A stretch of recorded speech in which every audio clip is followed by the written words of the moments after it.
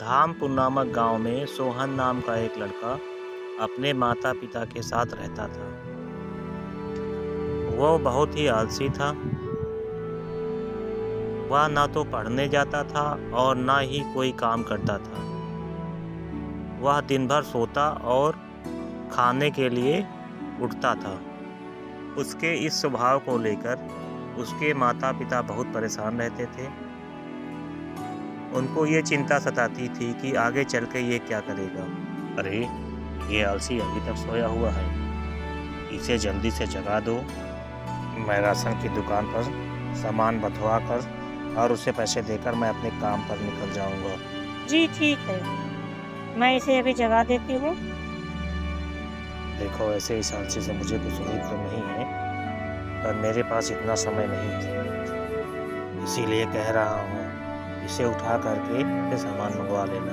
अच्छा, मैं निकल रहा हूँ। रोहन की माँ रोहन को डांटते हुए उठाती है। फिर सोहन उठ जाओ ना, तुम्हारे पिताजी काम पर चले गए हैं और देखो दिन भी निकल आया है, तुम उठ जाओ।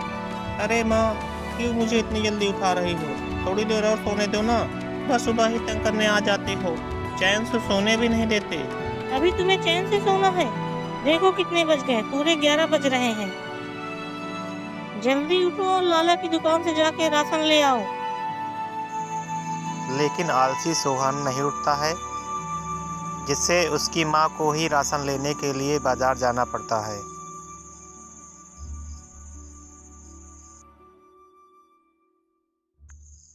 जब ये बात सोहन के पिताजी को पता चलती है तो सोहन के पिता बहुत नाराज होते हैं और वो सोहन के पास जाते हैं और सोहन को बहुत डांट लगाते हैं। नालायक, न पढ़ने से मतलब है न किसी काम से मतलब है। अगर कोई काम नहीं करना, निकल जा मेरे घर से। अपने पिता की बात सुनकर सोहन को भी गुस्सा आ जाता है और वो कहता है, नहीं रहना मुझे इस घर में, मैं जा रहा हूँ घर छोड़ के। और वो घर छोड़ के चला जाता है। उसकी माँ उसके पीछे पीछे जाती है उसको रोकने के लिए, लेकिन फिर भी सोहन नहीं रुकता है।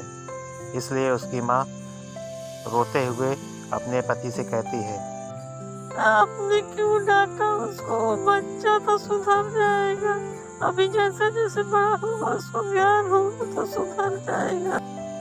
मैंने उसके बुरे के लिए थोड़ी फटकार लगाई थी, मैंने तो उसके भलाई के लिए ही फटकार लगाई थी। मैंने सोचा जो बात सुनाऊंगा तो सुधर जाएगा। सोहन अपने गांव से चलता हुआ पड़ोस के गांव में पहुंच जाता है। शाम होने लगी थी, उसे बहुत जोरों की भूख भी लगी थी। वो उसी गांव में एक मंदिर रहता है और वो मंदिर में जाके प्रसाद ग्रहण करके अपनी भूख मिटाता है और वहीं पे लेट जाता है। शाम को मंदिर का गेट बंद होने का समय होता है। तभी पुजारी की नज़र उस बच्चे पर पड़ती है और पुजारी राजू से बोलते हैं, राजू देखो फर्श पे कौन लेटा हुआ है। राजू बच्चे को बुलाता है और बुला के पुजारी जी के पास ले जाता है। पुजारी जी पूछते हैं, कौन हो बेटा, तुम ऐसे यहाँ पे क्यों लेटे हुए हो? तब राजू सोचने लगता है, अगर मैं अपनी सच्चाई इनको बता दूंगा तो ये मुझे मंदिर में रहने नहीं देंगे। राजू बोलता है, पुजारी जी मेरा इस दुनिया में कोई नहीं है, मैं अपने चाचा के साथ रहता था, उन्होंने मुझे अपने घर से निकाल दिया, इसलिए मैं यहाँ पे आके लेटा हूँ।